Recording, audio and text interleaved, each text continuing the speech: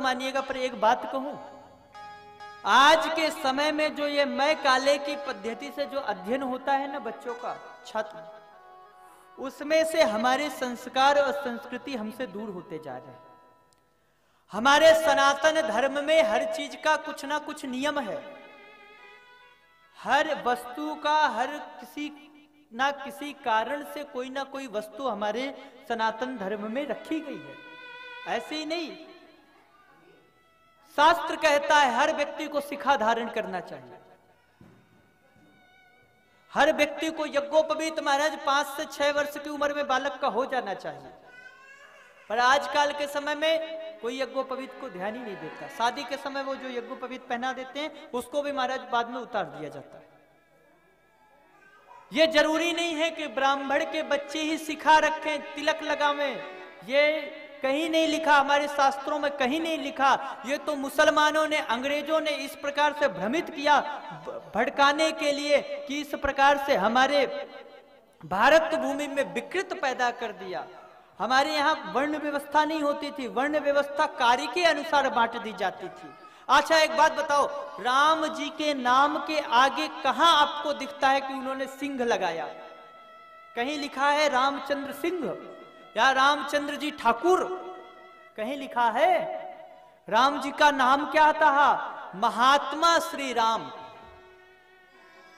आप वाल्मीकि रामायण खोल लेना, कहीं भगवान ने जाति नहीं लगाया, कहीं कोई धर्म नहीं लगाया।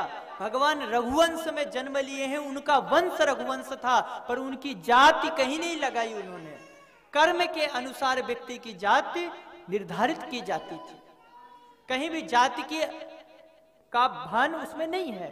परंतु इसको अंग्रेजों ने और मुसलमानों ने, जो आक्रांताओं ने आए और आकर जो व्यवस्था, आज भी गांव वगैरह में जाएंगे ना तो आप देखेंगे हर एक गांव में जो वर्ण व्यवस्था के हिसाब से ही गांव को सुचारू रूप से चलाया जाता है। गांव में एक ही कुम्हार, एक ही डोम, एक ही चमार, उनके सबके कार्य अलग अलग हैं। जैसे एक परिवार में 5 लोग हैं तो पांचों लोग अपने अपने कार्य को अपने अपने बांट के अनुसार करते कि भाई एक काम तुम करो, एक काम हम करें, एक काम हम करें। इसी प्रकार यह वर्ण व्यवस्था समाज को चलाने के लिए थी, ना कि समाज को भड़काने के लिए। हमारा सनातन धर्म कितना पवित्र है सुनो।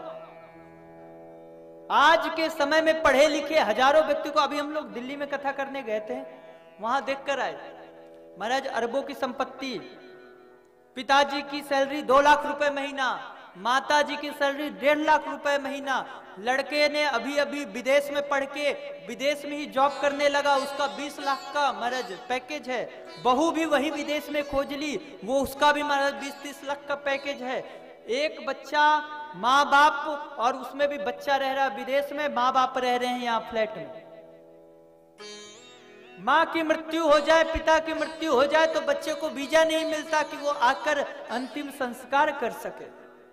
और ज्यादा दिन की बात क्या कहूं, अभी अभी सुब्रत रॉय जी का देहांत हुआ।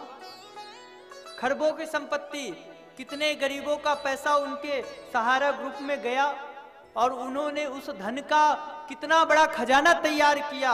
और जब आखिरी समय आया तो उनके बच्चे भी नहीं उपस्थित हो सके कि उनको मुखाग्नि दे सके। पुत्र के लिए लोग क्यों मरते हैं, क्यों लोग पुत्र की कामना करते हैं, जिससे हमें अंत काल में दिया हुआ प्राण है। राम जी को दशरथ जी ने कहा नहीं कि बेटा तुम वन को जाओ, दशरथ जी के बातों को सुना नहीं। उन्होंने, दशरथ जी ने नहीं कहा कि बेटा तुम वन जाओ, दशरथ जी मना ही कर रहे थे, सिर्फ माता कैकेयी ने बताया और राम जी वन को चले गए।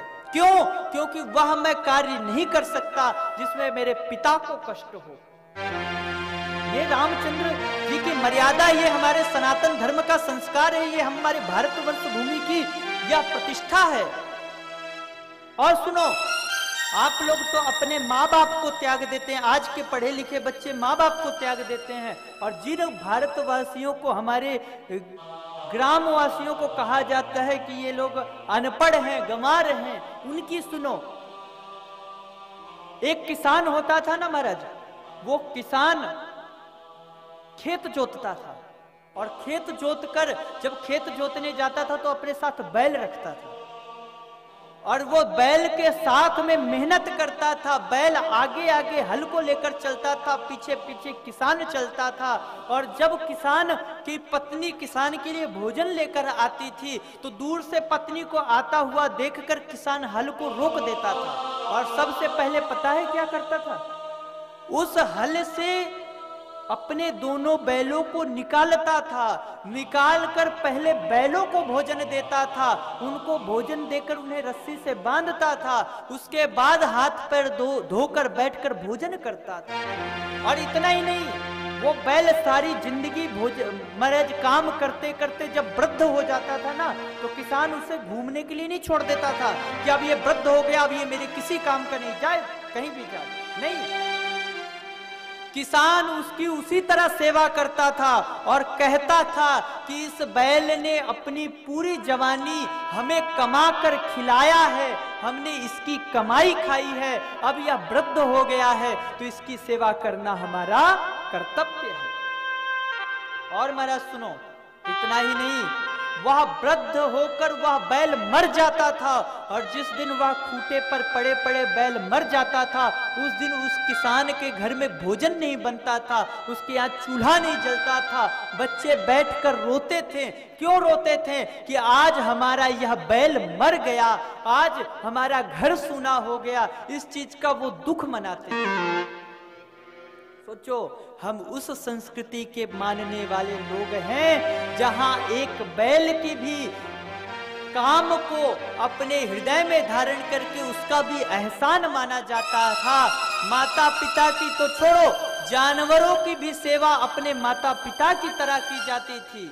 और आज के समय में महाराज अपने खुद के माँ बाप को वृद्धाश्रम भेजते हैं। ये संस्कृति है, ये संस्कार है। पहले के समय में बालक होते थे, 4-5 बालक होते थे ना, तो एक बालक कहीं पढ़ने नहीं जाता था। वो अनपढ़ रह के वो कहता था कि मैं माँ बाप की सेवा करूंगा। तुम 3 लोग कमाने चले जाओगे तो माँ बाप के पास कौन रहेगा? इसलिए एक बालक अपने पूरे जीवन को निकाल देता था बिना पढ़े लिखे। और आज महाराज पैसा कमाने के लिए लोग निकाल देते हैं अपने माँ बाप को। एक समय था कि बालक अपनी जिंदगी लगा देता था अपने माँ बाप के लिए, और आज समय ये आ गया है कि अपनी जिंदगी बनाने के लिए, अपनी लाइफ बनाने के लिए माँ बाप को घर से निकाल देते हैं। क्या ये संस्कार है हमारे? क्या ये संस्कृति हमारे भारतवर्ष की थी, भारत भूमि की थी? जिन पढ़े लिखों की बात करते हो, जो इंग्लिश मीडियम पढ़ने वाले बच्चे हैं, आज वो महाराज विदेशों में, अभी कुछ दिन पहले पेपर में आया था कि एक माताजी 4 करोड़ के फ्लैट में रहती थी और वो उस फ्लैट में महाराज मर गई, और मरने के बाद उसका शरीर जल महाराज पूरा सड़ गया और सर के कंकाल बन गया। उसका बालक विदेश में रहता था। जब 6 महीने बाद आया और गेट खोला तो पता चला 6 महीने पहले ही उसकी माँ गुजर गई। क्या करोगे ऐसे बालक लेके, ऐसा धन लेकर? किस संपत्ति के पीछे हम लोग भाग रहे हैं, ये विचारणीय है। कभी अकेले बैठकर सोचो।